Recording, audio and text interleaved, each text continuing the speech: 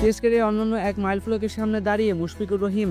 লাল বল ক্রিকেটে ৯৮টি test match খেলেছেন তিনি। আর ২টি টেস্ট খেললেই পৌঁছে যাবেন দেশের প্রথম ক্রিকেটার হিসেবে ১৭তম টেস্টে। সেই সুযোগও এসেছে তার সামনে। আগামী মাসে আয়ারল্যান্ডের বিপক্ষে টেস্ট ও টি-২০ সিরিজের পূর্ণাঙ্গ সূচি ঘোষণা করেছে বাংলাদেশ ক্রিকেট বোর্ড বিসিবি, যেখানে নিশ্চিত হয়ে গেল মুশফিকুর রহিমের ১৭তম টেস্টের ভেন্যু। ২ টেস্ট ও ৩ টি-২০ খেলতে আগামী ৬ নভেম্বর বাংলাদেশে আসবে আইলিশরা। প্রথম টেস্ট সিলেট আন্তর্জাতিক ক্রিকেট স্টেডিয়ামে ১১ নভেম্বর শুরু হবে। এরপর ঢাকায় ফিরে মিরপুর শেরেবাংলা জাতীয় ক্রিকেট স্টেডিয়ামে ১৯ তারিখ শুরু হবে সিরিজের দ্বিতীয় ও শেষ টেস্ট।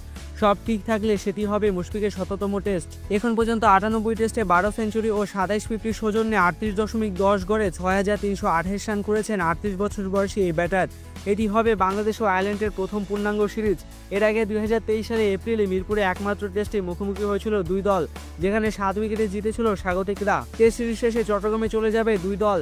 বিশিষ্ট শহীদ flight lieutenant Motiur Rahman cricket স্টেডিয়ামে ২৭-২৯ নভেম্বর ও ২ ডিসেম্বর শুরু হবে টি-২০ সিরিজের ম্যাচগুলো।